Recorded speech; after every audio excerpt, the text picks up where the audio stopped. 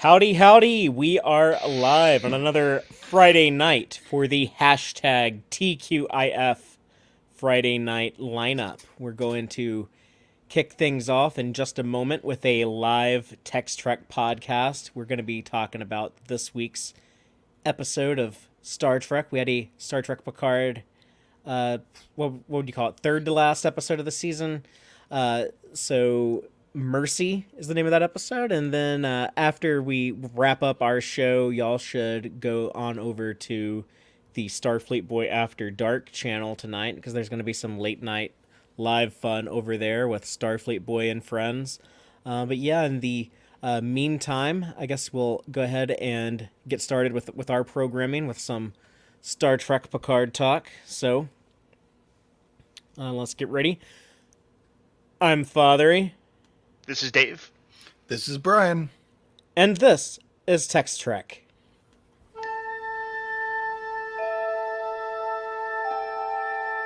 Engage.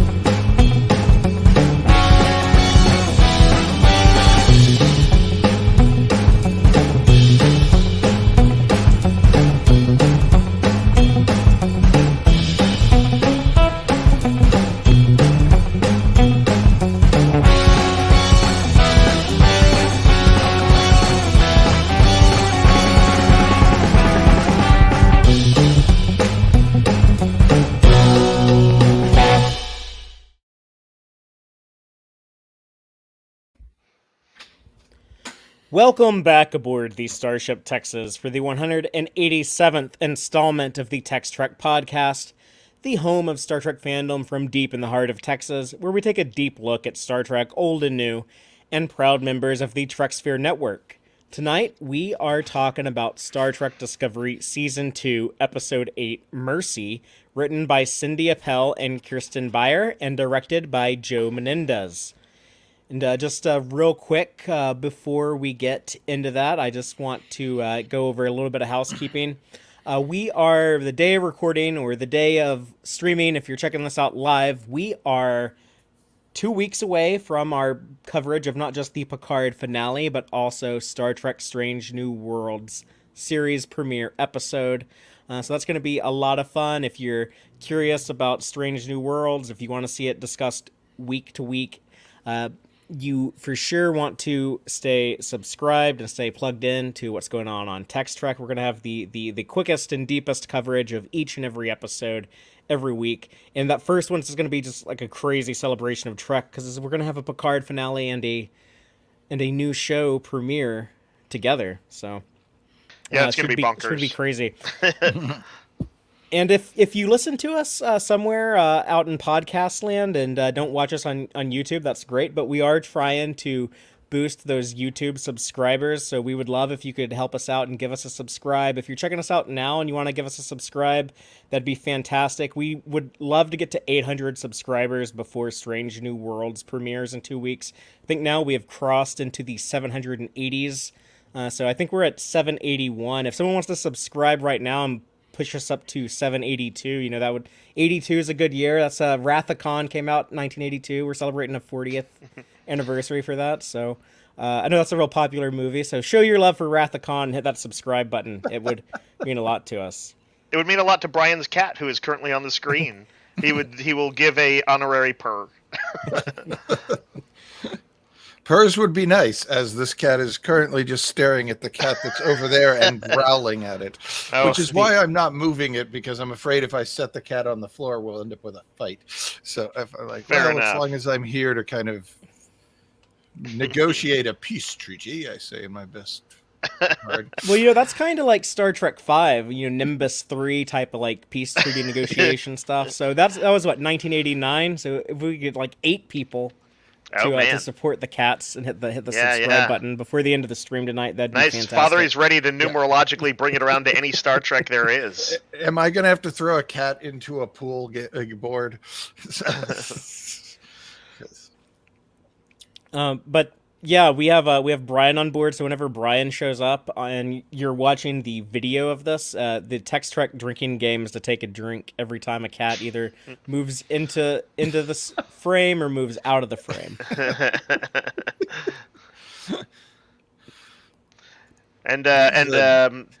That's a tribute to Spot and all the other cats of Trek. Who's Spot, our other Grudge? Grudge? Yeah. Yeah.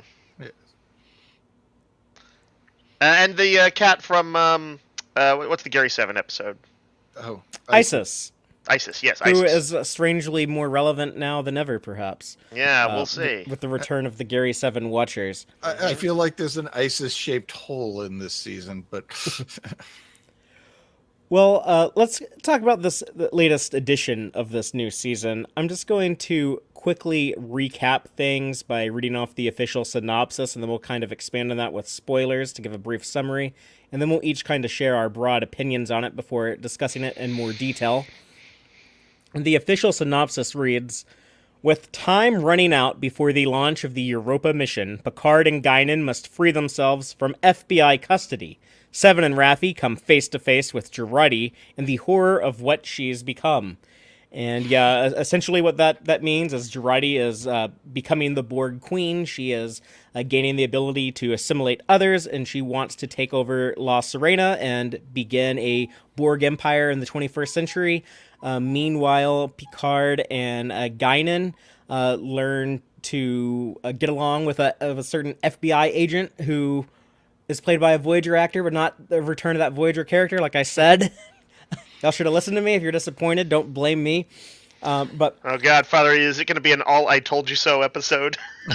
No. But I'm just saying, like, people get their hopes up over like really silly things. It's kind of like oh my God, my Snoke theory was wrong. I hate the Star Wars movie. So there's much better reasons to hate them. No, but also like I feel like people could be somewhat forgiven in this case because this season has thrown in a lot of sort of guest actors and people playing ancestors and stuff. So yeah, you might be forgiven.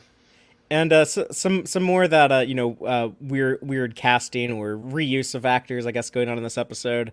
But yeah, so now we're positioning things up for what I suspect will be a big 2-part finale to the season.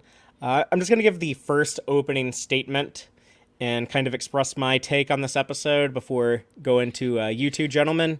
But I did see like a lot of negativity in reaction to this episode initially, and I gotta say, I actually kind of have an opposite reaction. This was a big win for me this week. I actually consider this an improvement over the last couple of episodes.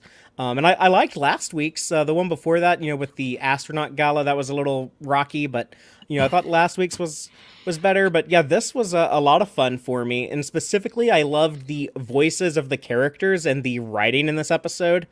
I think a lot of that it probably comes from Kirsten Beyer as co-writer in this one. She's a huge lifelong Trek fan and wrote a bunch of Star Trek novels and really understands the universe and the characters. And, back in Discovery Season 1, when she was working on that show, they called her the keeper of the canon in those early Discovery days. And she was responsible for a lot of the legacy character stuff that happened in Picard Season 1, but specifically the parts that people liked, the stuff that like went over well with fans. I think that was largely her influence on Season 1 of Picard. But here in this episode, I loved Guinan's voice. All the Guinan dialogue was great. I loved Q. I loved the Borg Queen voice coming through Alison Pill's performance. And I was thrilled to see a flashback back to Season 1 style Elnor. Hadn't seen that kid in a while, so that was fun for me.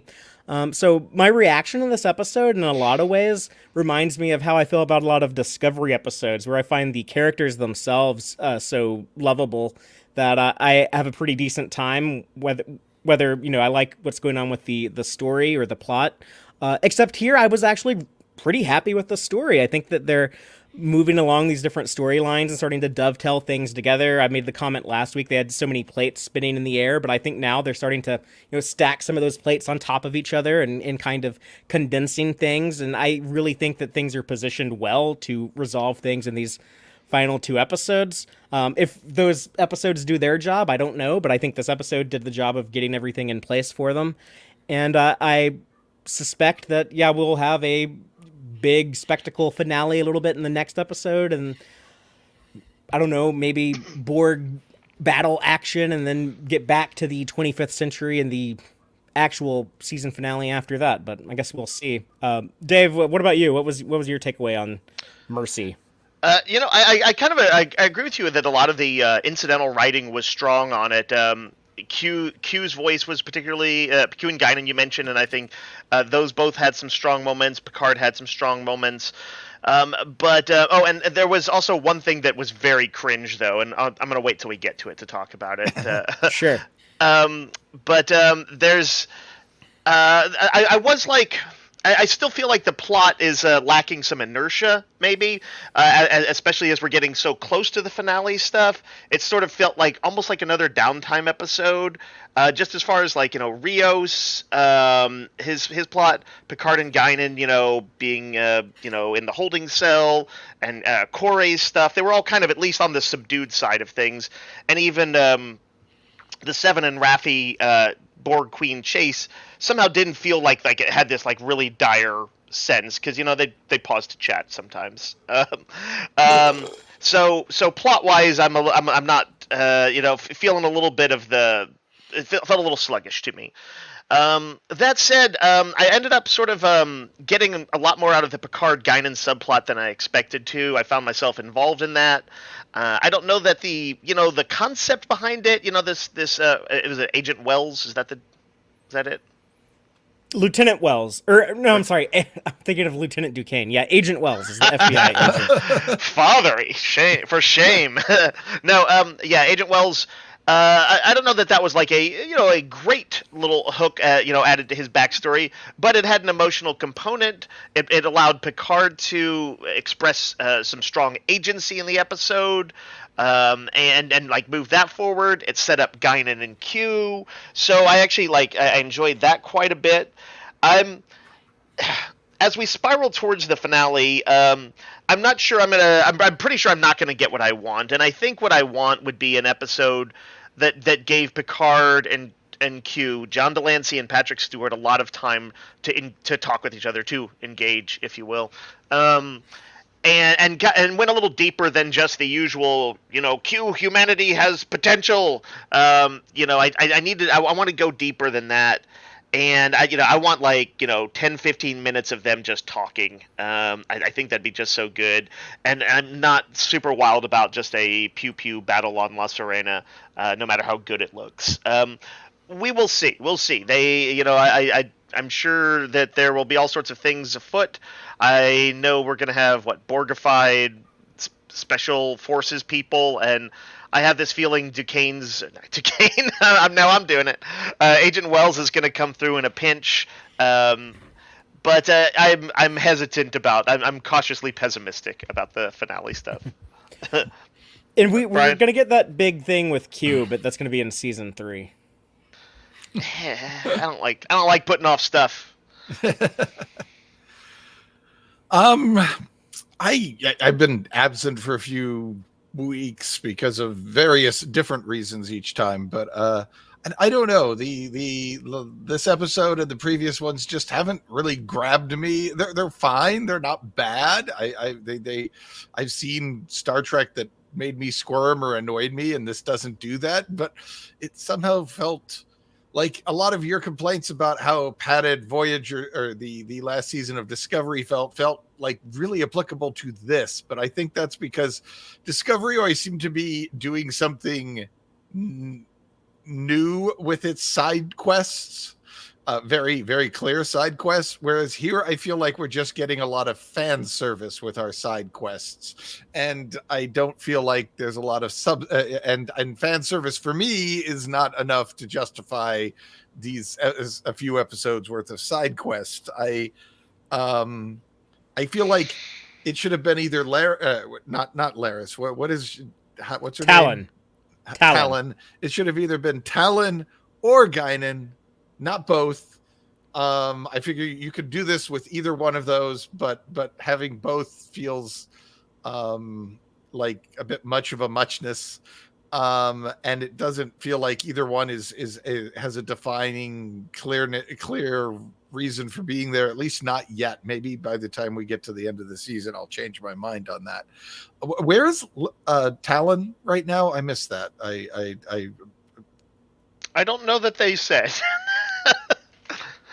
I think she's just not featured in the episode, really. Okay. But I mean, there's all these problems and things that need juggling, and wouldn't it be nice to have the person with the high-tech transporter running around patched helping up. She helped patch up Picard, and then he was like, "Well, I needed to talk to Q, so I'm going to go see Guinan." And Guinan hates, or Talon hates Guinan, so she didn't go. Also. But also, like, I presume she's trying to pretty much spend 24/7 watching Renee, and so that's her gig. Okay, so the premise of the episode is somebody is screwing with Renee's timeline, and we have a whole episode where we don't even show that somebody's watching over her. Like, that was the thing that's like, I felt like they've been a little unsure, like, of, it's almost like they occasionally forget what they sort of want us to be focused on, and maybe that's an intent. Maybe they're like, hey, people can focus on more than one thing, but are we trying to stop the dystopian future? Are we trying to figure out Q? Are we trying to stop Soong? Or are we trying to save Renee? Like, it's kind of a lot for what all kind of fused together. That's actually what I liked about this episode, though, because it started tying some of those storylines together, and now we can kind of see where they're headed. I guess when I got to the end of this episode, I was kind of like, what did we learn? And I guess we learned a few new things from Q, but I kind of felt like we could have dropped that in the previous Q scene where Q and Picard were talking in episode 2, was it? No, 3? 2, episode 2. It seems like we could have almost dropped that stuff there, and it wouldn't have made a difference to anything. It would have been there at this point. I have this feeling like, that what victory or thrilling escape did we get by watching this episode? And I didn't really feel like I got a thrilling escape or a thrilling victory. I never believed that Wells was any significant threat to Picard or Guinan. It just, I mean, they say right out, yeah, you're a terrible interrogator, and he's playing a terrible interrogator. That's what it literally says that in the script, but it also means that I didn't really feel any significant amount of jeopardy. At some point, Talon will just beam Picard and Guinan out of there, if things get bad. Well, I'll say this: I did think that, like, any time that they were spent away from Renee, I felt like was kind of a net loss for them. Like, I sort of felt the pinch of just him holding them, even though he himself wasn't like a huge threat. I was like, oh my, like any things can only essentially be getting worse, and they don't have a huge time window. So we didn't see Talon losing control of the situation, or right. I mean, obviously they're chasing Jurati around, and they didn't make a lot of progress with that. But I'm not sure Picard and Guinan would have helped with that much anyway. It would have been interesting though to have, like, say, somebody doing a little bit of that sort of Hitchcockian intercut it with somebody's like, Picard could figure this out. We need Picard. Where's Picard? And then jump cut to him, in the holding cell. And get a sense of maybe a little bit more immediacy for it. Yeah, or the crew saying, well, we can either find Picard or we can watch Renee, but we can't do both. We have to make a choice. Well, and now that, that this is screwing things up for Picard's side trip is screwing things up. And what was the emotional catharsis we were supposed to experience? I was like, well, what are the things this episode is doing? Did I learn anything that much new? I didn't really feel like it. Did I get a thrilling adventure?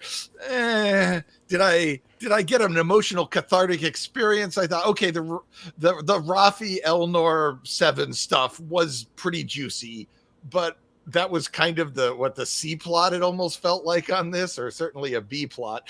And I was like, okay, I guess I like that part, but I don't know. It's not bad, but it's just not grabbing me. And maybe I've just got too much craziness going on in my real life to escape into this world like I should.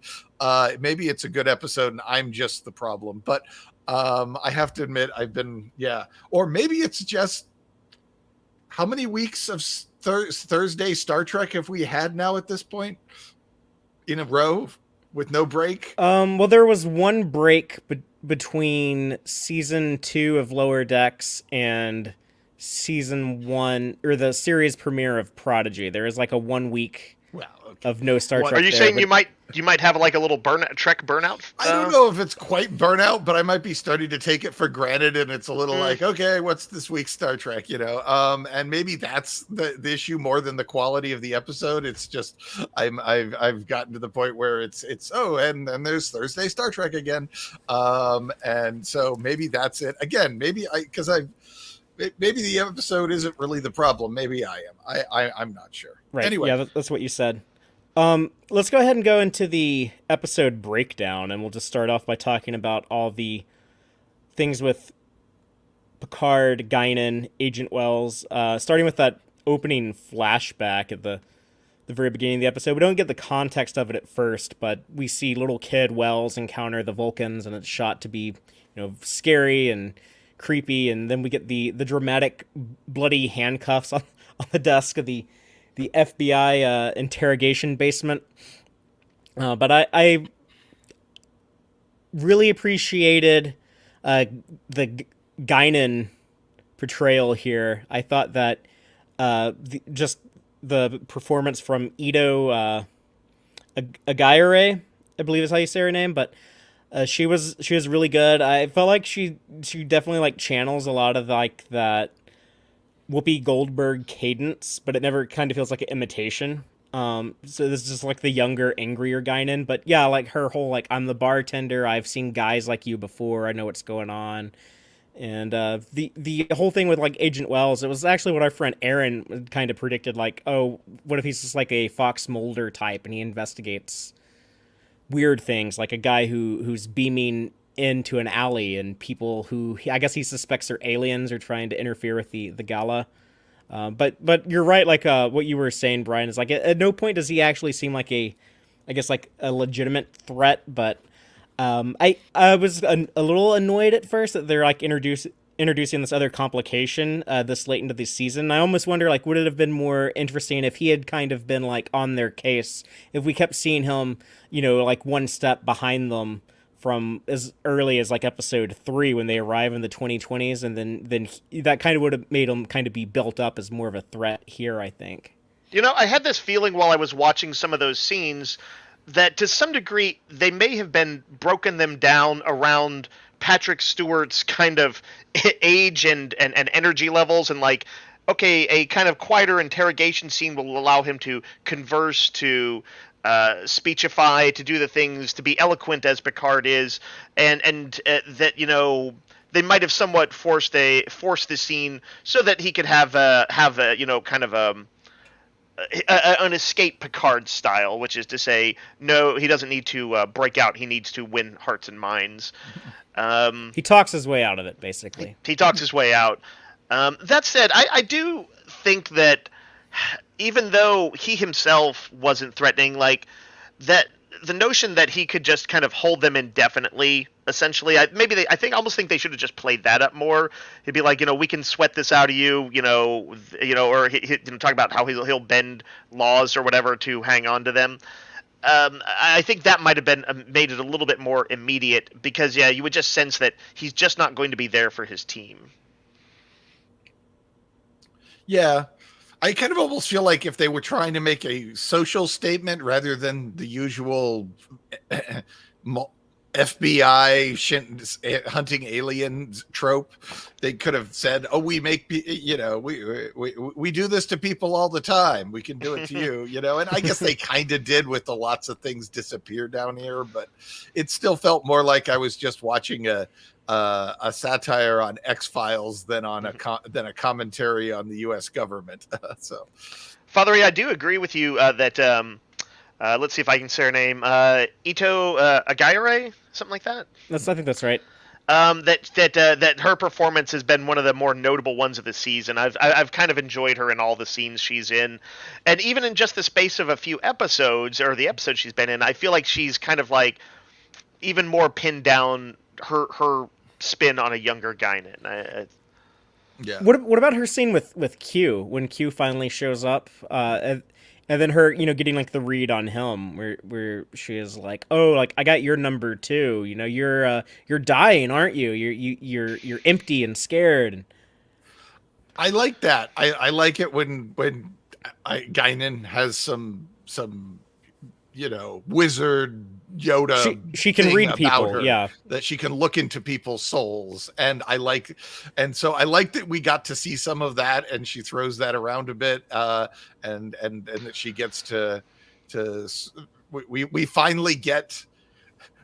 Back in, what was it, the Borg episode, the first Borg episode, Q-Who, we get promised this that someday we will get a big Guinan Q face-off that goes beyond a fork stab, and we have kind of been waiting for that, and here we finally get it. One of them's not Whoopi Goldberg, but we did finally get that. So, okay, that was sort of paying off something we fans have been wanting to see for a very long time. Or kind of half of it, because he knows her, but she doesn't know him. So, like, from his perspective, they had already met. And I think the 22nd century, I think in Q-Who, they said that, like, they hadn't seen each other in 200 years. I would like to see if the story allowed for it, Whoopi Goldberg and John Delancey just... I'd love for them to get a scene together. Kind of get some sort of outro or something like that. That scene was cool because, it's like Guinan is more than just dating advice. She is... she's somebody who kind of quietly wields power, almost in the way that sometimes Gandalf quietly wields power in a lot of Lord of the Rings. He's mostly not fireballs. He's mostly sort of maneuvering people and outthinking and that kind of thing. Yeah. And I liked John Delancey's dialogue when he's like, you, Guinan, it's the multi-celled sanctimonious droning shrew, or, whatever he says. But then when he goes on like his little like soliloquy about like death and how disappointed he was, where at first he was excited, he like, this is something new and this is going to make my existence meaningful, but instead I'm just slowly decaying away, which is sadly how I think a lot of people probably experience, when they get into bad health and eventually die. It probably does feel kind of shitty like that, as depressing as that is to think about. But then, and like when he's like snapping his finger, like, I'm trying to disintegrate you right now, but it's not working. Yeah, that was a nice bit because it was both petty and cruel. To know that if he could, he would have essentially killed her. But it felt very Q. It's a very I get the impression thing that he wouldn't have disintegrated. He's only doing it because he wouldn't have disintegrated her if he knew it could. It's like the gun's not loaded, so you're just being a jerk. Bit of an unstable Q, though. See, I'm out of bullets. But I take your point, pushed, Brian. He's pushed into the corner, though. He might be out of desperation. Yeah. If he wanted her dead, he just would have got a gun and shot her. But let's face it, he really doesn't actually want her dead. But I would actually love for that to come up in their conversation, if they had a thoughtful conversation in his final moments or something like that. Him to say, when I met you in the past, I said I wanted to kill you, and then to sort of just explain what was going through his head at the time and say whether he did or didn't, or whether he regretted it or not.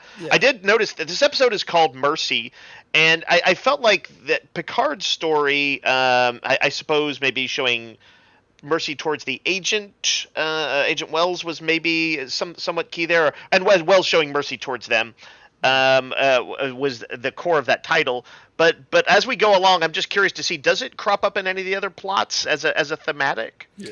Jurati shows mercy to Raffi. And they shine a pretty big spotlight on that one too. Yeah. That's like a plot beat.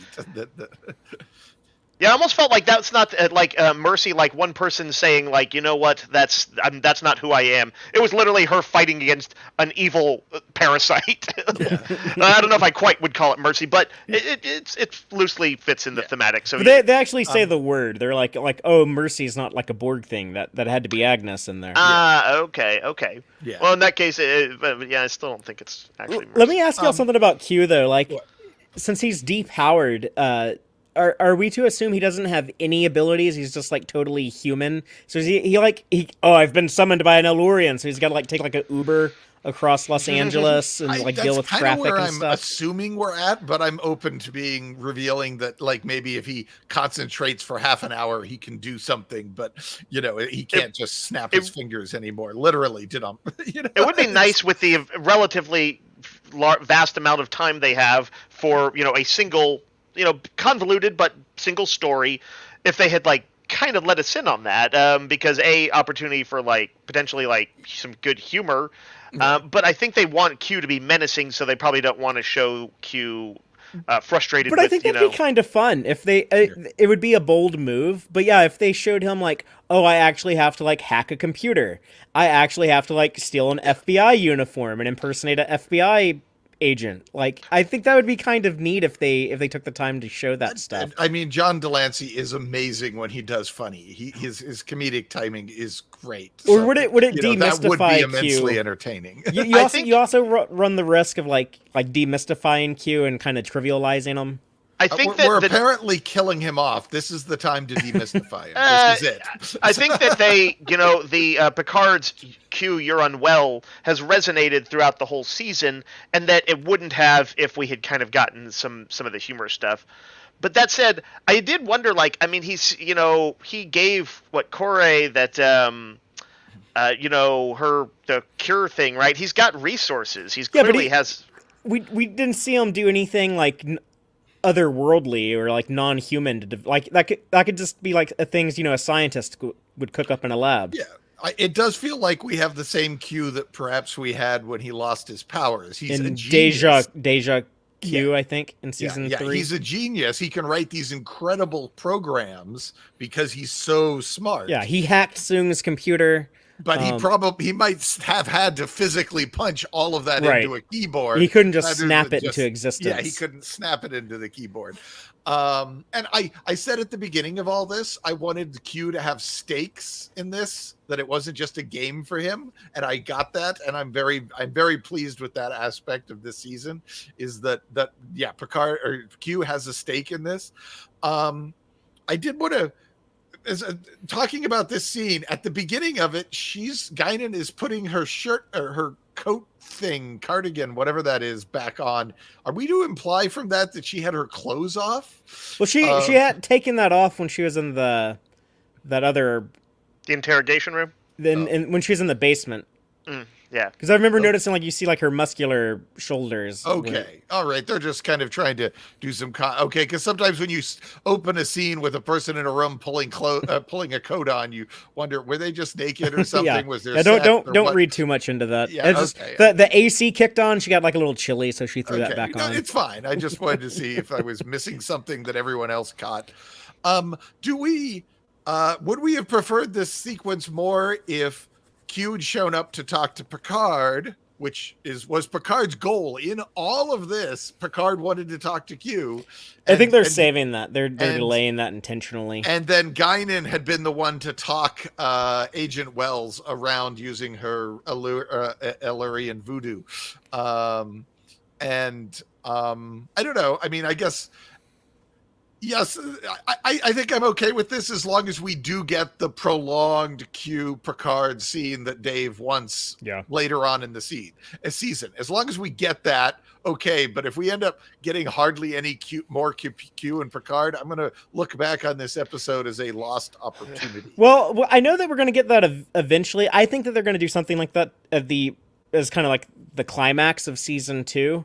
But I know that there's definitely something like that will happen again in season 3, because when I saw John Delancey on the cruise back in February when they were still shooting the tail end of season 3, he was talking about like how he had just shot this like really magnificent scene with him and Patrick, and it was like the best thing they'd ever done together, and he was so happy with it. And so Q is in season 3. That's at least in one but that scene. It could be a memory. He could be a force ghost or something. Like, who knows? Like, he may well die this season. There's any number of ways he could still. It's science fiction, so any of that is possible. But yeah, he will exist in season 3 in some form or shape. If you strike me down, I will become less powerful than you can possibly imagine. He does tell Guinan when he leaves her here. He says, I'll see you when I see you, unfortunately. But I don't know if that necessarily means he's going to meet this Guinan again. And he could be talking about like their dealings that they're going to have that are referenced in Q. Yeah. Who, but I was going to say, so Q's dying. And is this whole thing Q trying to, it sounded almost like he was, from what he was saying, that he wanted to gift Picard some sort of experience to make up for all of his misdeeds, maybe from his, is there any way, can you redeem a life with a single action and stuff? Yeah, was his gift to Picard the Confederation timeline? Was like that. He gifted Picard with the solution to the Q's attempt to wipe out humanity in, what was it, All Good Things? All Good Things. Actually, so we know he will do these really crazy, bizarre presents. And the It's a Wonderful Life episode that also was Tapestry. That also was this incredibly bizarre thing that eventually turned out to be a gift of some sort for Q, or for Picard from Q. So the idea that this whole mess is somehow a present from Q's perspective, and John Luke messed it up by going back in time. He's dude, that wasn't part of the plan. You weren't supposed to do that. Here's the other thing is that if the Picard arc plays out as it potentially could, his ability to sustain a relationship, to exhibit love sort of without caution or hesitance, to have a relationship is in the balance. And if he gets that back, well, that would be like an amazing gift. That would be, and if like all of that leads to that, that would be quite the gift from Q to give him essentially the ability to love again, or truly for the first time, maybe. All right. Yeah, then that allows him to have a relationship with his one true love, Laris, and then season 3 is the rejection of Beverly Crusher, and the whole TNG crew shows up to come to the wedding of John Luke and Laris. I'm no one's more and more one true on board love with this idea just because I want to hear all the fanboys scream and cry. There's no more one true love than the person you met 2 days ago. I mean, in all good things, Q showed Picard, like, see if you get married to Beverly, you're just going to end up divorced. So, that could have been that's double just gift. him. That he just didn't want Picard to have a good life. He told him that's the case. And what, you gonna believe that? But I guess the other tidbit from Q that's relevant, that's important, is that he talks about humans being stuck in the past, and then Guinan reflecting on that and like, oh yeah, these humans, they get bent out of shape over these traumas from their past, and she is able to like astral project to Picard to give him that piece of advice on how to deal with Agent Wells. Well, I guess he says this is unique to humanity. So the living in a broken past until you can fix it thing, is that something we don't see much in other aliens in Star Trek? Because we now have a fair amount of data points with this.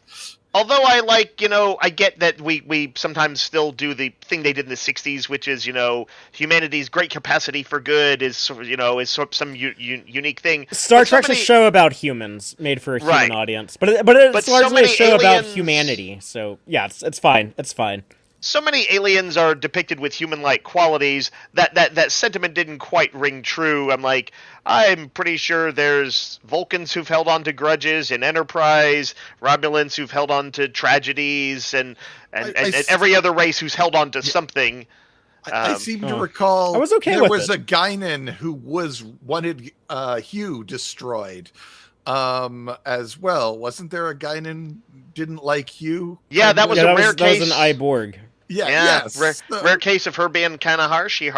Yeah, so even she has, baggage issues that she wouldn't. But I think it was also a little bit more complicated than that. She was saying the thing with humans is that you stay stuck on something until you're able to reconcile it. So if anything, that was her unable to reconcile something in her past. That's the thematic of I think this came up before in a conversation this season of the first episode of Deep Space Nine. Sisko's stuck on his wife. Yes, yeah, strong parallels with what Sisko taught the the prophets about linear time and about him choosing to exist in the past. And that's largely, I think, the theme of season 2 of Picard is about trauma and how Akiva Goldsman talked in one of like the Ready Room clips or something, how trauma is like the one form of time travel that we do have. It does transport you back to something that's to an event in your past. What a shitty kind of time travel we've perfected. No, trauma actually does affect ability. It looks like from some studies, trauma affects your ability to connect with time and the flow of time. You cannot envision a past or you cannot envision a future, and you get stuck in that moment. Even though time is physically passing, it literally jams your brain. The way I've heard it described, that I think is probably like a pretty clear way to think about it, is it's when you have a hard time like fitting an event into your personal timeline. It just like it doesn't mesh in correctly like a typical event does. When it stands out, when it stands adjacent, and you're unable to connect it back in. And when your timeline is broken, you have all these side effects to your life because you can't connect your timeline together because of that broken part.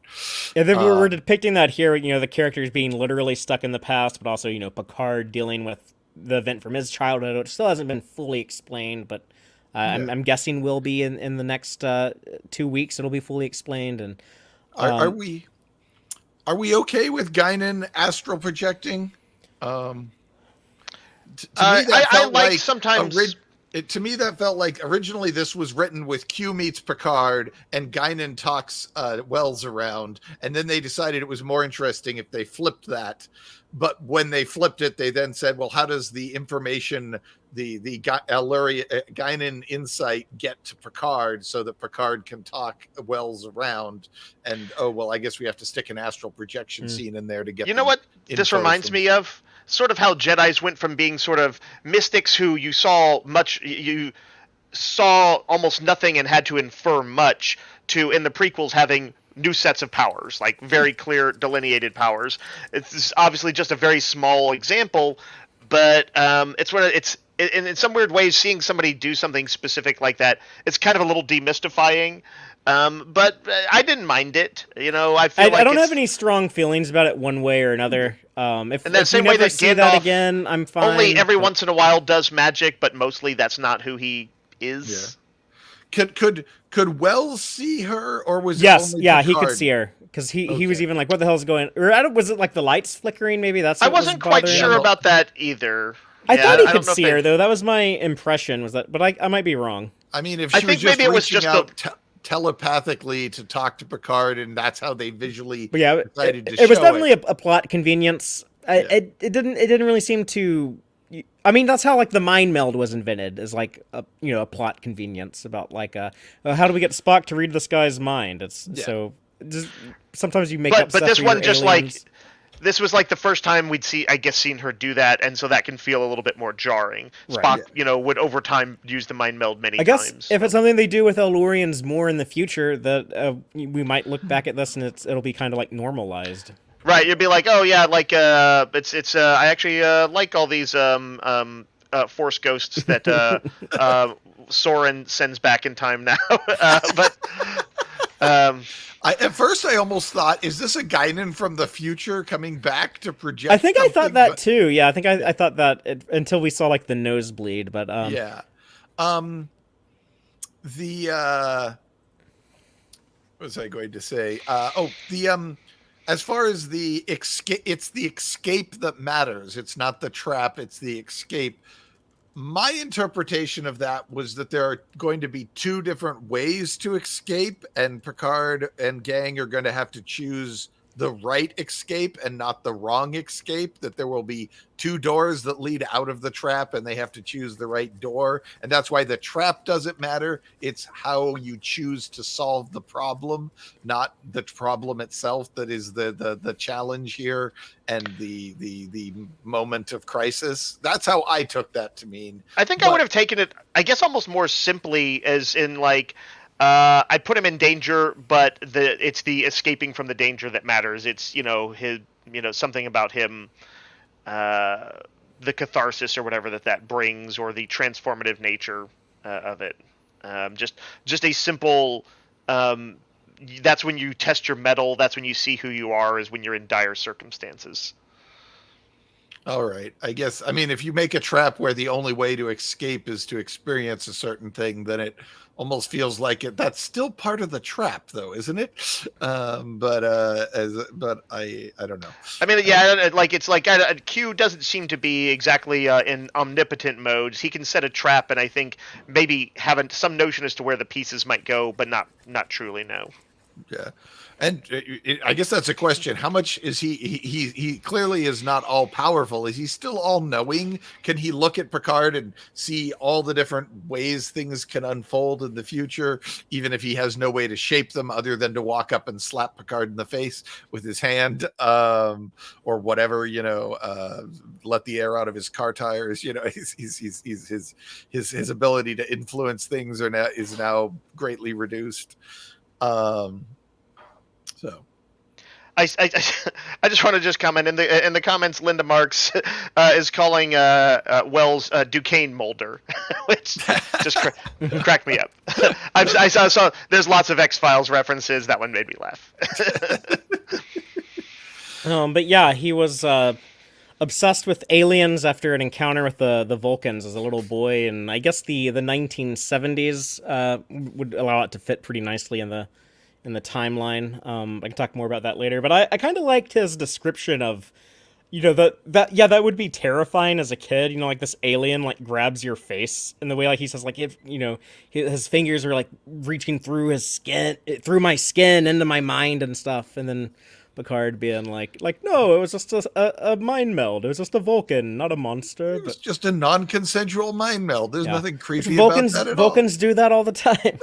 I did feel like his explanation probably could have used a little bit more. Like it was a little hard to believe somebody who spent their whole life in kind of terror and obsession with this event, being like having it resolved that quickly. But I can also see that's like, well, do we really need to see Picard saying like, in the far-flung future, we will have contact with many species, and one of the great ones are Vulcans, and they are very benign. And we could see him tell all the stuff that we basically already know. They wanted to move it along a little bit. Yeah. No, go ahead. What I think happened is that whatever that Vulcan was trying to do, my impression on it was that he was trying to delete this, like erase it from his mind, like, oh shit, you weren't supposed to see us. Remember. Well, no, it would have been like forget, like Requiem for Methuselah. Yeah. But when then he's interrupted by the transporter. But I think when Picard says no, he was just trying to calm your mind, that might have activated something in his mind, like his subconscious was like, oh yeah, that actually makes sense, like that clicks into place.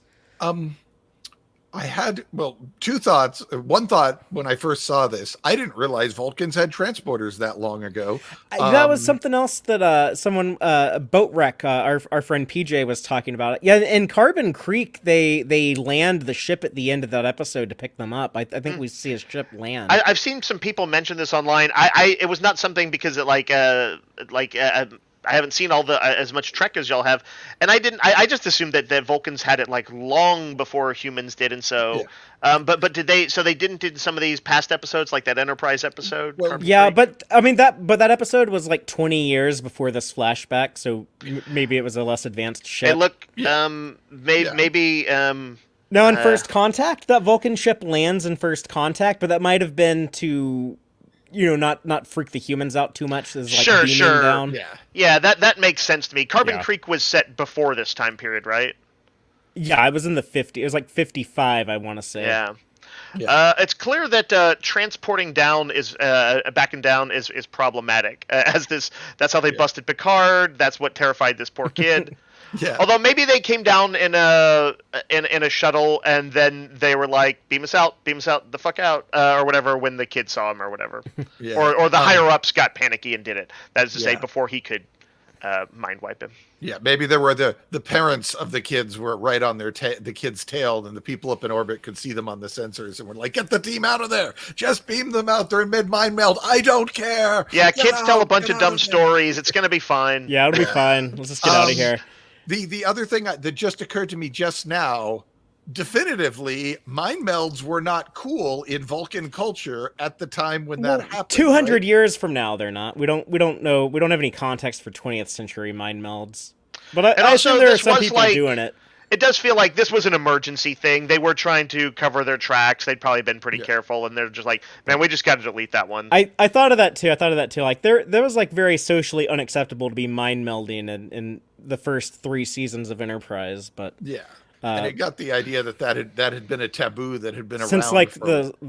since like Surrock's time, perhaps. But so anyway, I mean, it's not impossible that this person is one of those. But that's another reason. That's another reason why maybe like the mind meld didn't work, is this guy like didn't do it that often, and like another reason why the transporter operator would have just beamed him up, because he's like he wouldn't be expecting someone to be mind melding. Like, we don't do that type of thing. Yeah, like, bro, what were you doing? I was trying to wipe his mind. You were trying to what? No, nothing. Never mind. When he came up on the transporter pad, he was like this, and he was like, nothing's going on. Hello.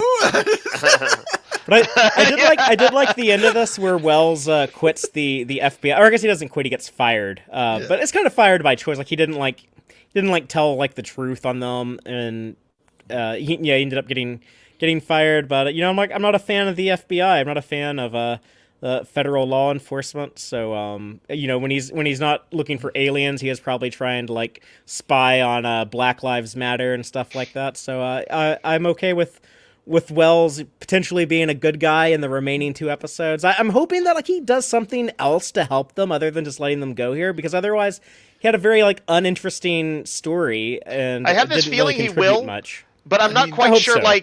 Like since he presumably doesn't have easy access to his FBI resources, I don't think he can like exactly call in like the hit squad or whatever. Yeah.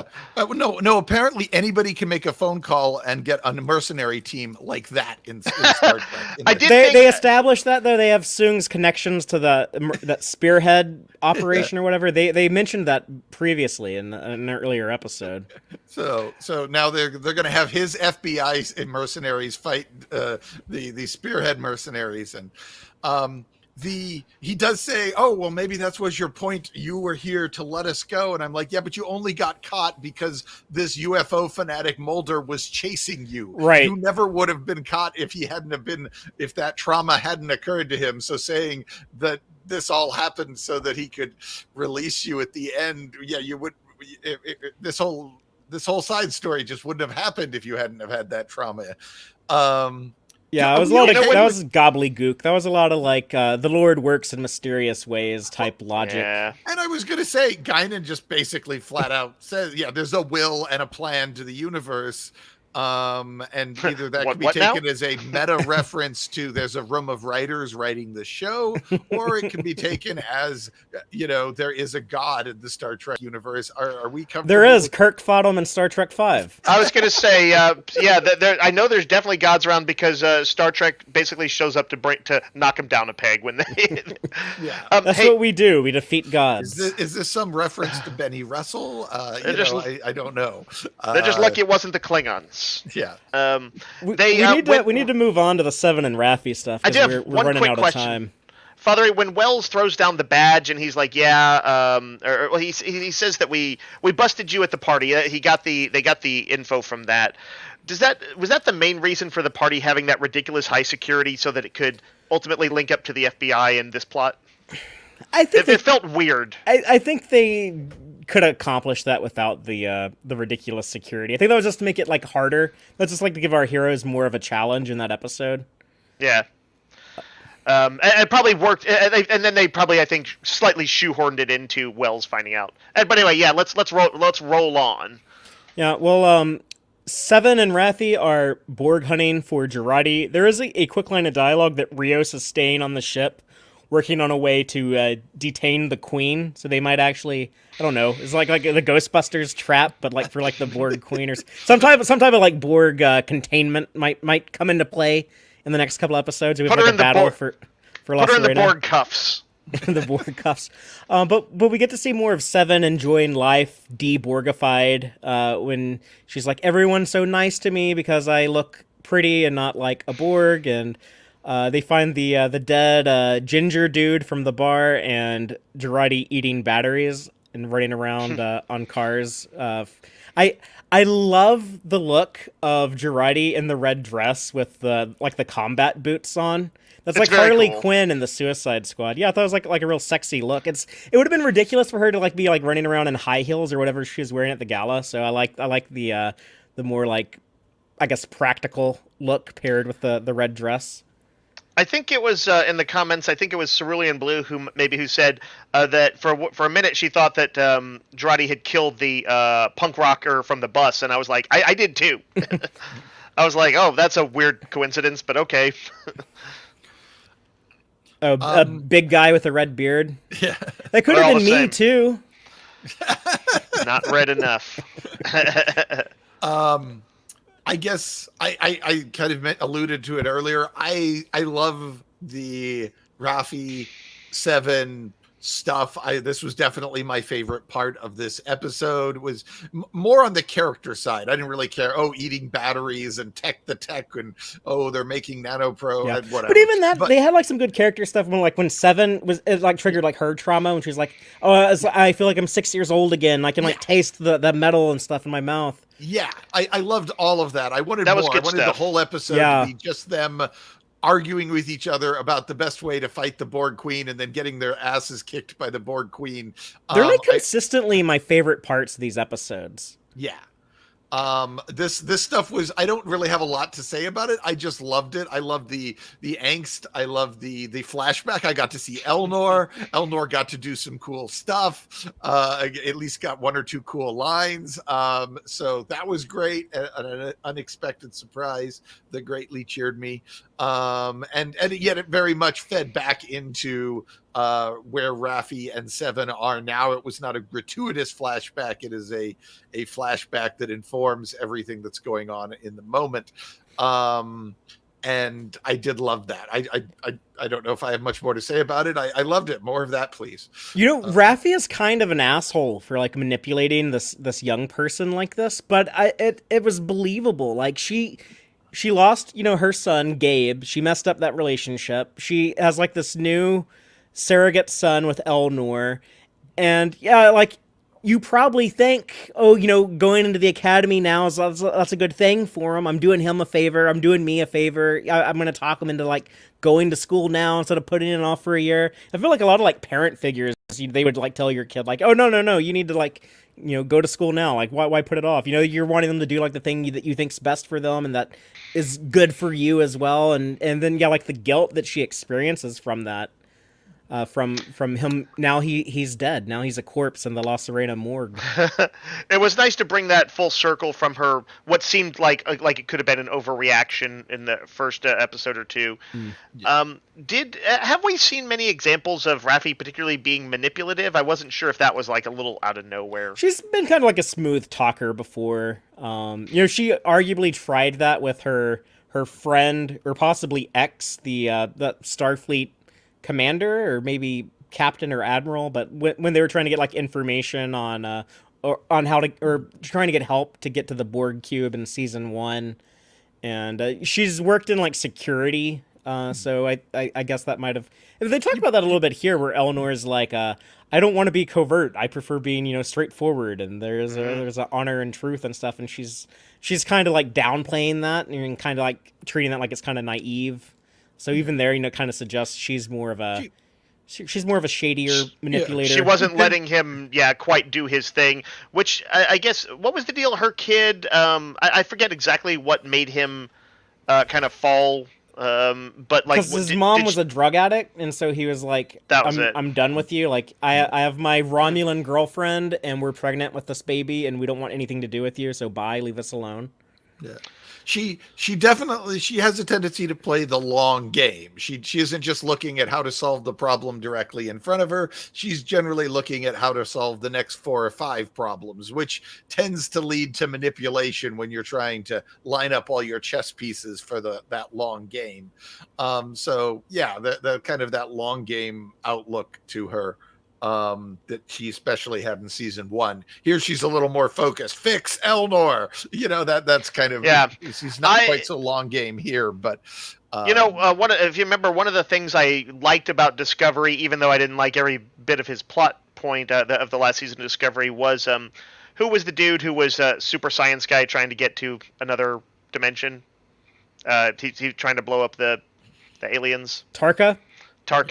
I like flawed characters. I think Star Trek needs some flawed characters still, even though they're broadly represent like a moral leap forward over where we are. And so I like stuff like Raffi, like imperfect people who've made some bad decisions that generally, if it's well handled, it's something that makes the character more interesting. I think Star Trek probably functions best if humanity overall is better, society's doing better, but people are still people. Yeah. I'm not saying like the average person like wouldn't be better than the average person now, but I'm saying like they still might make mistakes. Sure. And the fact is, like, she's like aware, like, she's questioning herself. She feels guilt. She's like, oh, am I a bad person? Was I doing like the wrong thing?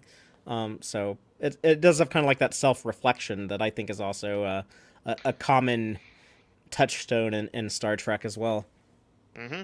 Well, we talked about it in Iborg.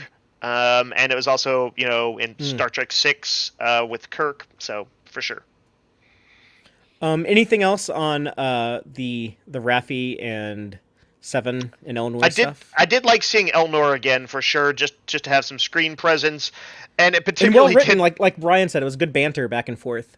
It made his death that much harsher because it kind of seemed to emphasize his sort of youth and inexperience, that he would feel guilted into something and want to appeal to this sort of parental figure, even though he's literally been trained to be nothing but truthful, that for her he would kind of bend his own desires for her. Oh, that's so sad, yeah. I know. And it gets him killed. Yes. That's why they got to get him back. That's why it's going to be a big victory when we get him back. Get him back. They need every episode this season should have had an Elnor flashback. I would have been more forgiving. They need to get him back, and then they need to give him like a big hero moment. It's like with like they're facing against the Borg in one of these last 2 episodes of the season, and then all of a sudden you hear like this Australian voice be like, "On your left." And like Elnor like shows up like through like a portal and starts cutting people's heads off with a sword. It's too bad he can't show up for Operation Borg Defense.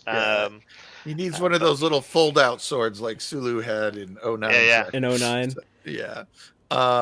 Yeah.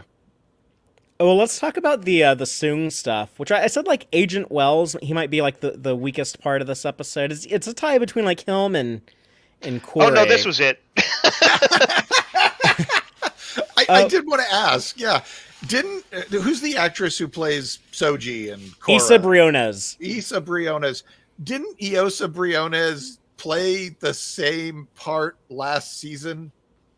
She's this person who thinks she's one thing, but then discovers that the crazy people who made her with nefarious purposes, and she doesn't really know the truth of her own origin, and she has to dig it up and be horrified that she is not what she thinks she is. I hadn't thought about that. That's true. She played the exact same part. Let me ask y'all a question, because my vocabulary wasn't big enough to know this word, but when she's like, "Who are you?" and he says, "I'm a friend, a fire starter, simulacra." What does that mean? I don't know that word. Simulacrum is the word that I usually hear, and it usually means like it's like an automaton or like you could potentially call, instead of replicants, they could have called them simulacra or simulacrum. Sometimes so it's talking about like the computer program version. It's like simulation is, I'm sure, it has the same root. He's like a QAI that's in the exactly the 3D goggles that she's wearing. Yeah. Okay. Do you guys care about the Cora storyline? And if so, why? I need somebody It depends. It depends on how it's going to tie back into the season.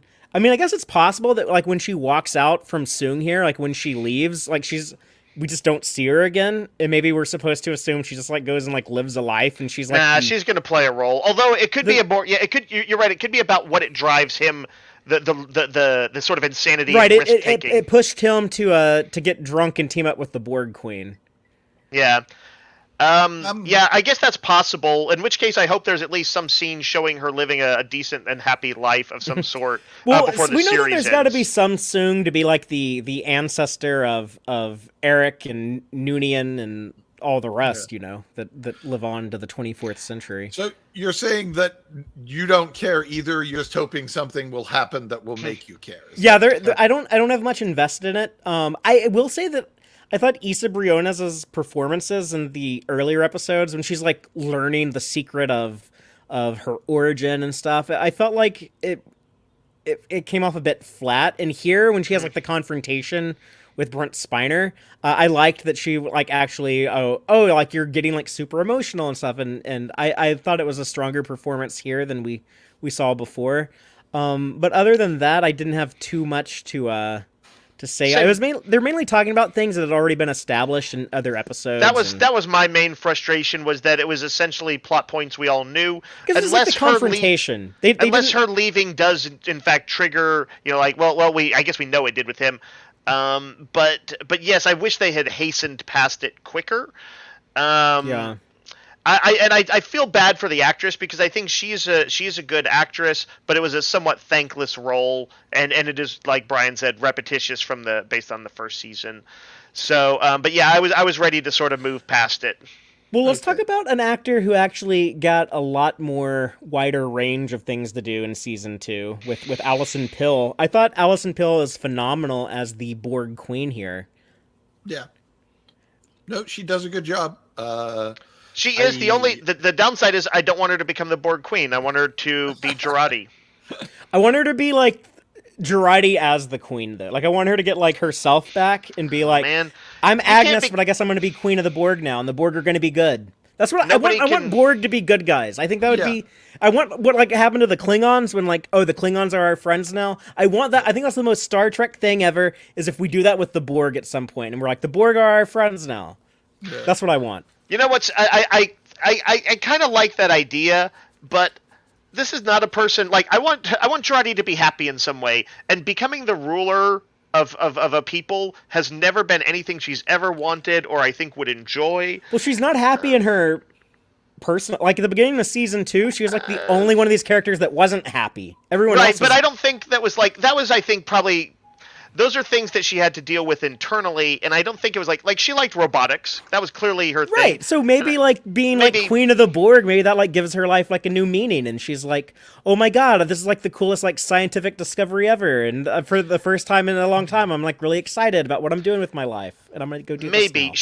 She just doesn't strike me as somebody who's going to enjoy doing what you have to do, which is wield power, make tough decisions, etc. when you're a ruler. I guess in my headcanon, and the Borg Queen is just some sort of terminology that humanity has stuck on them that because we need something to attach, that the Borg Queen is just the mouthpiece of the entire collective. So the real question is, would Jurati be happy as a Borg, as being part of a collective? Yeah, but I don't think that's how the Queen... I don't think that's how the Queen works, and that's not like my headcanon, and that's not how they typically show it. It's like the Queen's more of like an individual who, maybe it is nebulous. It is nebulous, but it's like in first contact, it's like, oh, I wanted Locutus to be like an individual with me, and I feel like she just wants to be in control. Like she basically she wants there to be like this. It's me trying. This is probably just me trying to make the Borg cool again after first contact screwed them up. But I like the Queen. I think she's a good. I like the weirdness of her. I liked they kind of like explain like her. Which Brian, I know like you and a lot of other people have pointed out, like it's weird. Like, why is it like this collection of all these different assimilated voices? Why is it like this like horny lady with the Queen? But I feel like they might have even tried to explain that here. We're like, oh yeah, like she's obsessed with like that connectivity, and she wanted to connect with this dude, and like it wasn't enough to satisfy her, so she ripped his throat out. But like, yeah, I guess like if that is like your thing, if you're all about like that fusion with other people, like I guess you would be like really into sexuality. Maybe that's like an outlet. Well, it's also like they're also like extremely repressed in a lot of ways. So if you could, if you wanted to go into it a little bit more, you could sell me on the notion that is, the collective repression and connectivity of the Borg race results in something odd like that. But I think the queen, she wants like everyone to be in like one like giant orgy, all connected, but like she wants to be in control of it. Like in the second Matrix movie. Yeah. At first I'd been wondering, like, because she's completely disconnected from any collective, so she's not really queen of anything. So I kept thinking she's really no different than Hugh, who's when he got unplugged from the collective, or Seven when she got unplugged. Have they ever said thinking, like this? Should she have more individuality? But then I realized, yeah, but she's from the Confederacy timeline where she was forcibly disconnected by the Confederacy, then no doubt tortured and treated like shit. So whereas both Hugh and Seven were in a position to say, oh, I'm not in a collective anymore. This is better. She was like, I'm not in a collective anymore, and this is absolutely worse. Right. This is totally and utterly worse. I want the collective back. I have zero doubts on this matters. Humans suck. They're just terrible. I want to be back in my collective. So once I realized that, I was like, yeah, she probably is individualizing. She's just desperate she just has no reason to embrace anything about individuality because of her experience with the evil timeline. And so, yeah, the Borg Queen from, say, First Contact might have individualized much nicer than this Borg Queen, who's had some really bad experiences. The Borg Queen transcends these alternate timelines. They said, like, the queens can, like, their brains are all connected with each other. So. Yeah, but I doubt that trauma's just wiped away. I suspect the trauma's still overlaid on all of that transcendence, that it's going to color her view of humanity and individuality. If she does become the Borg Queen, as looked like the case for a long part of the season now, they're going to have to sell me on it being a good thing for Jurati. I like the idea. Like, honestly, I would rather have her unplug, take what she got from the Borg Queen, which was, that sort of assertiveness, and make her life her own and become comfortable with who she was. But I think they're trying to write an ending for her, because I don't know if she's going to be in season 3. I think they're trying to write an ending for Rios. I don't know if he's going to be in season 3. I'm open to the idea of it, though, like them giving her that ending. We'll see. But I like that these mercenary guys, they are probably connected to the eugenics war, depending on your view of the Star Trek timeline. If you're like me and you think the eugenics war happened secretly in the 90s, like the Greg Cox novel, and Soong was involved with it there, or if the other common theory is that you think the eugenics war is actually part of World War III, so it's about to happen but hasn't happened yet, and these guys are kind of going to be, they're connected to the things that are going to be involved with that. But Soong being the geneticist and being involved with like these weird fringe military groups, it's very eugenics wars adjacent. Yeah. I did something that occurred to me is my opinion of Noonien Soong from The Next Generation has now shifted over time due to all these other crazy Soongs. It used to be I thought of him as sort of a tragic guy who was trying to build a cool android, and he made lore and it went all horribly wrong, and that was not, what and he was just kind of, it just made a mistake, really. Now I'm like, oh yeah, for generations, this family has been a bunch of fucked up delusions of godhood people who are obsessed with crafting new life in their laboratories just because they can, and they never learn any lessons. And Noonien Soong is now much more of a less likable person for embracing I think he's better, though. They get better. Like, the further in the future you go, like, the nicer the Soongs seem to be. Like, this guy, Adam, is more of an asshole than Eric in Enterprise, and Eric was more of an asshole than Noonien in Next Generation. And then, what's his name, who's in Picard Season 1? Arum Inigo or something like that. Yeah, he seems almost nice. Yeah, he's like the best one. He's the best one we've ever had. So the further you go in the future, the better they are. The further you go in the past, the worse. Just keep diluting that DNA. It isn't showing on the face, but the brain gets healthier. Yeah, I guess that's the case. I don't know if I have anything else on the. Well, one last thing, I guess, on Adam Soong, his role in the future of him being like the savior of climate change. I guess he has that force field technology that we saw him using to shield Corey in an earlier episode. Yeah. So I guess Rene Picard finds something on the Europa mission that would save the planet from climate change. But if that doesn't happen, then the world turns to Adam Soong and ends up becoming like this fascistic confederation that goes and conquers space. Which seemed like a key, like, quite why is it so important that Renee is on this mission? It was all kind of nebulous and just kind of space travel equals good in Star Trek. And they finally nail it, but they seem like they brushed over what was in fact a fairly key plot point here fairly quickly. But I think they'll shine more of a light on it in the coming episodes. I think they'll spell it out exactly what it is. Okay, because I'm like, okay, there we go. There's the John Bar hinge, as people say. Right, exactly. The point at which history can go right or left in a massive way, depending on this one decision. So yeah, I like that we're actually finally getting an answer on that. Did those mercenaries, while that guy got assimilated, were they kind of saw it even if they didn't quite know what was going on? Were they all just like, okay? No, I assume what happens, like, when the camera cuts away is they start, like, freaking out, going, like, oh, what the hell? And, like, they start, like, trying to, like, shoot their guns at her, and it turns into, like, a little, like, horror action movie of the Queen just assimilating all of them, and, like, we don't see that. I mean, who doesn't want Alison Pill to come up and stroke your cheek and go, ah? I mean, I wouldn't say no. It only stings for a little bit, big guy, or whatever. Put the little glowy green lines into my face. Yeah. Don't kink shame. Let's move on to La Serena, and we don't have a ton of time left, but there's not really much to talk about here. Ricardo eats too much cake and gets a tummy ache, and Teresa has a flirty thought experiment with Rios, which felt very like. It seems like something like a Hollywood writer would think is like romantic. Like let's do like this little story where like here's the exposition, here's like the characters, here's like the scene, here's the scenario. Like what would be your line of dialogue? You know, earlier when I did my thing and I said there was one really cringe moment in the show, that was it. Oh, this was it? Yeah. I was just like, that's the most righty scene that I've seen in a while. It like there are like it is. Could somebody do that? Yes, it is possible somebody could say those words. That particular character, as we had seen her, didn't particularly seem like that person. It felt to me like this is her kink. This is like this fantasy she's had in her head, and she has decided she's going to open up and dump this fantasy on this guy and see if he wants to join her in this fantasy.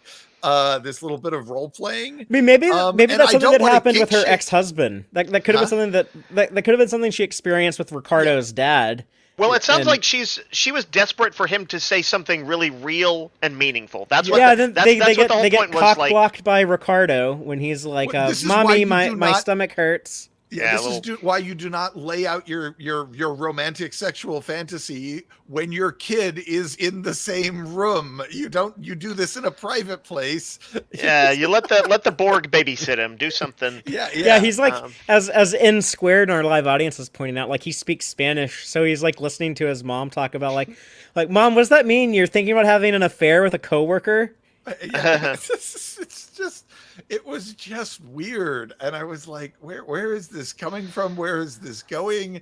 But I kind of did like the moment for the kiss when he said like his confession thing to her when he's like, when I fell for you, like I knew, and it's like he doesn't get to finish, which does kind of suck, but it's just like I liked the dynamics of that, of like having it be like, you know, he was going to try and give her some real answer. It clearly was going to be him professing he admitted his love. The important thing. Right. I didn't necessarily buy it. It's been like 2 days. Goddamn people. But I liked that they changed up the dynamic and didn't have it so that like, oh yeah, the dramatic moment was interrupted by somebody else and didn't get to come to fruition. I'm like, okay, they kind of like they forwarded it and cut to the chase. Yeah, they kind of subvert that. Like it looks like that's going to happen, and then like they backpedal and give you the kiss, which I guess is kind of a cheatery way to make it feel more impactful. I'm glad the kid wasn't like, ew, gross. He's gonna get diabetes if they so I was kind of okay. They give him 4 slices of cake. Like that's a shitload of cake, son. Like he asks it. He says, Father, he actually says, "Give me 4 cakes." Yeah. And instead, he gets 4 slices of cake. So the computer was actually pulling back from the original instructions significantly. It's a Confederation replicator. If it was a Federation replicator, it probably just like would have made like the whole damn cake. Yeah. Could have been Father, 4 wedding cakes, right? Since they didn't have a babysitter, giving the kid diabetes was the one way to get him out of their hair. So that's exactly what the plan was. You know, Rios goes over to the transporter. Maybe he's trying to beam the kid away, but he's like, "Oh no, the Borg Queen has control of the transporter." What arrived didn't live long. I mean, you got there's a fully functional holodeck on this ship. You could just stick the kid in there and have him go blow up space aliens for a while. Oh yeah, let him go play a video game. Andrew Hayes in our live audience says if Leia Thompson directed this episode, she would have said that was like kissing my brother. So yeah, the Back to the Future jokes persist. As a bigger look, Linda Marks said it's a very generic romance in the comments, and but that's they're kind cute of like together. They have good chemistry. Their chemistry was good early on, but like it's hard for me to buy it. And also, Rios had just gotten the Stargazer ship. Like I don't really care if we see him in it, and I know they're setting it up for Picard or whatever, but like that was a cool thing. That was one of the things I liked best about that first episode was seeing smoking a cigar on the bridge of the Stargazer in their new roles. Or he and wasn't I was like, smoking. He wasn't smoking it, but I want to see this guy. I wanted to see.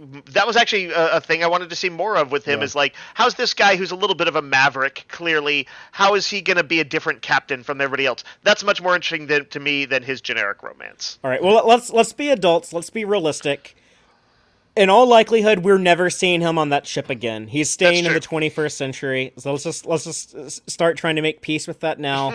I mentioned this last week, but I need like a damn good reason why he's okay with staying behind. If they need, a man to stay behind to flip the switch to make the time travel possible or something like that, cool. Or Dave, you suggested like, what if there's a way like they can reassure him his ship and crew will be okay without him, something like that. But like for him just like to abandon his ship and crew would make him like a pretty terrible Starfleet captain. And I don't want Rios to have that legacy because I like the character. I mean, there's the whole possibility of developing the thread, which they're completely ignoring, that, hey, you guys all remember that in the good timeline, the prime timeline, we all died, right? That's the timeline we're restoring. We're okay with that, and everyone's like, yes, but the rest of the galaxy will be safe. So it's okay if that's the timeline we're restoring. And Rios is kind of like, I'm gonna stay behind. I'm just, Even then, this is Star Trek. I don't want him to be like, I'm gonna go back and still try to find a way to save my ship if there's time. Even if it's only like a split second before the self-destruct goes off. Maybe I could flip a switch. It's like when Dal is on Prodigy, when Dal is like gonna beam over and they're like, what are you gonna do, Dal? And he's like, I'll figure it out when I get there, or like whatever he says. Like I want that type of like Starfleet captain. Yeah. Same. Yeah. But we'll see. But yeah, we have the setup for the Queen is gonna beam in her Borg mercenaries. And then Picard and Seven and Raffi are going to beam in, I guess maybe with Talon, and we'll have the a big battle next week is what it seems to be preparing. If Talon's for. There, I guess we'll get to see her Gary 7 wand thing. See what it's cool. Like in a full battle. Yeah, I want to see a Gary 7 Romulan agent fight Borg. I think that sounds neat. Yeah. Yeah. And then I think that Agent Wells should do a cop cliche thing and like leap in slow motion with a gun and like take a bullet for somebody. He's got to get the cop cliche. Oh yeah, and then Guinan will be like, "See, that was your destiny." Them Vulcans really like. Why couldn't those Vulcans have ran into anyone else but me? Linda Marks in our live audience says the butterflies have left the rear mirror and grown into dinosaurs a long time ago. Yeah. We're stepping on a lot of butterflies, it seems. So Trek, the Trek movies in particular are always the least caring about messing with the timeline. They've got just 2 hours; they got to move it forward. And I've definitely felt that all of both Discovery and Picard show a lot of influence of the movies in there. So yeah, they don't care about that timeline stuff. Voyager did some wacky time shenanigans, I think. If people want to complain about like the time travel rules in Picard, then speaking of Duquesne, go watch his episode. Go watch Relativity. But yeah, if do you have any final thoughts on the episode before we go into the Gorneg section of the show? No. I have one. The kid said that his tummy hurts. That's because those cakes were filled with Borg nanoprobes. Is he gonna be a Borg in the next episode? I think that would be amazing. I did wonder. Infected. No, there was something. Nanoprobes. There was something about it that made me think that it was like they drew attention to it for like kind of like somewhat more notably. Seeing him turn around the corner and he's got like a glowing the eyepiece and stuff like that, and he's Borged up would be kind of cool. And then he's been kind of annoying. They could blow him up. And then Picard ensign lynches him, just like shoots him with a phaser and kills him. No, Picard takes him to the holodeck and busts out the Tommy gun. It's got to be big. Yeah, that was ensign Lynch. Oh right, sorry. I didn't. No, I would if you had said the scene, I would have known it, but I wouldn't have known the character. Yes. Well, you would have gotten that trivia question wrong. Oh no. But speaking of trivia. Let's go into the Gorneg section of the show. These are all of the Easter eggs, in-jokes, and continuity connections that I found in this episode that I thought were worth mentioning. And starting off, there is some love for past tense, the Deep Space Nine episode that's set in the year 2024. We actually see a sign that says Recall Chen in the parking lot where Jurati confronted Seven and Raffi. Recall Chen, that's a reference to Governor Chen. They mentioned the governor of California in past tense, his name, Chen. And, in California, they like one of their pastimes, I think, is recalling governors. They do it all the time over there. It's like an easy process to make your governor have to, I guess, run for election again, like midterm. I don't know too much about California politics, but yeah, I always hear about like these Californian governors being recalled. Also in like the graffiti on the walls, we have some more past tense references. You see Viva le Gaullist, the Gaullist were mentioned. There was something going on in France. They were trying to take over, but they weren't having more luck than the Trotskyist or something like that. And also, there's some graffiti that says gimmies. They called the people in the sanctuary districts gimmies. And just to give credit where credit's due, our friend Aaron, aka Geek Filter, he was the first person I heard point out the sign that says Recall Chen. And he's also in California, so he's probably he's seen like the recall process a few times in his life. So very cool. Next, I have Q confronting Guinan, and she does like the scary claws again. But Q's reaction when he sees her, he says "you," and that's what he said in Q Who when he sees Guinan he goes like "you." So it was like the same reaction. And then my favorite little Easter egg in the episode was the Vulcans that I guess they're on a survey mission in the 1970s. If you go back and watch Carbon Creek, they actually mentioned in that episode, the next survey ship's going to come through in about 20 years. So I'm guessing that's who we see here. Even though that episode they said like they'll be doing like high scans, or they'll be doing scans from high orbit. But I guess here for some reason they're like, oh, let's like beam down and take a look at this pond or something. But one of the Vulcans we see clearly holding the Vulcan scanner that was a prop in Star Trek Enterprise. So nice. I thought that was kind of cool. I want them to have to infiltrate Studio 54 in the 70s. That's the book I'm writing. That should be one of these Star Trek movies. Maybe that's the one that Melinda Vasquez is writing. No, that's the one Tarantino was doing. He can't get away from the 70s. Damn. Well, that's all I had for the Gornegs. Dave, what about on the subspace transmission? I had a Gorneg. Oh, what do you got? Not Duquesne is named Wells, and Duquesne was serving On a Wells-class time ship. Oh, the ship from Relativity. Yes, a Wells-class time ship. So, named after H.G. Wells, the time traveler. All right, so we're jumping into our subspace transmissions. We were asking about episode 7 of Picard season 2, Monsters. First up, I got Earl Grey Trekkie, Robbie. He says, really enjoyed it, perhaps more because of my dislike of last week's. It felt weird and introspective in a good way, and certainly wasn't predictable. Great chemistry between Maurice and Picard, and further development of his character. Let's see. Braxton says, this episode gets better after a rewatch. I was meh on the first viewing, but now I think it's a good episode. I love that Guinan's cue call didn't work, and I love the genie bottle scene overall. New Guinan's sounds familiar now with that raspy voice, and I love Patrick Stewart's acting. I also wanted to point out that Braxton also said, I'm also thankful Guinan and Picard got arrested so Guinan could take off that jacket. I really needed to see, oh man, how do you say her last name? Ito Agaya? How do you say it, Fathery? Agayere. Agayere. He says, I really needed to see Ito Agayere's arm and shoulders. She's amazing to look at. Her guns. He had the little emojis of the making the muscles. And Father, I wanted to also throw out that we had a poll up asking about Agent Wells and whether he was Duquesne.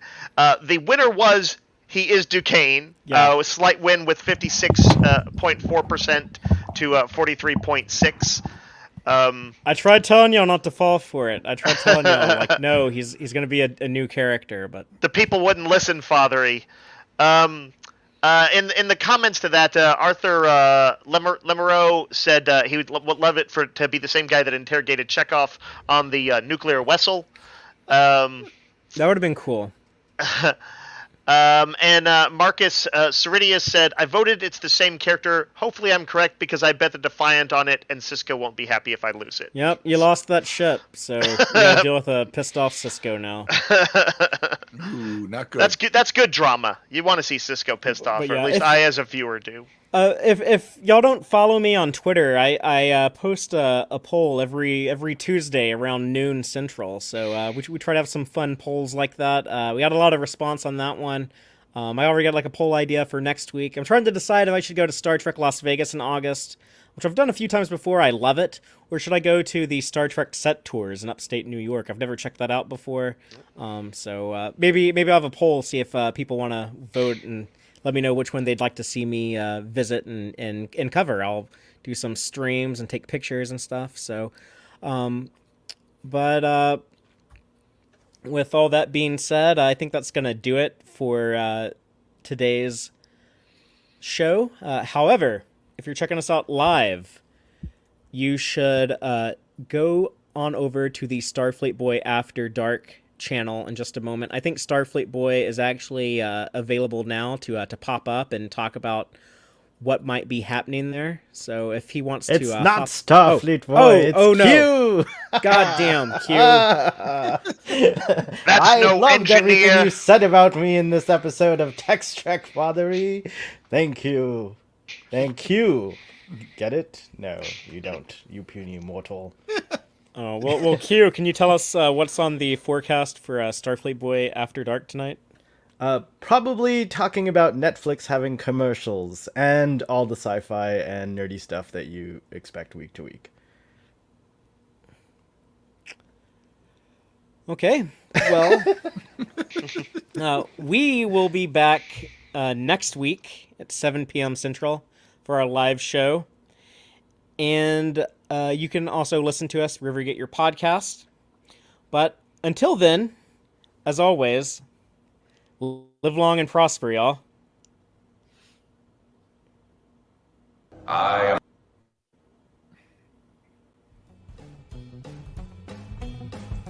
Listen to the Tex-Trek podcast through Apple Podcasts, Google Podcasts, Spotify, or at tex-trek.com. Like us on Facebook at facebook.com/tex-trek. And follow Fathery on Twitter at TXTrek. Please support us by liking our videos and subscribing to our channel on YouTube. Thank you and take care.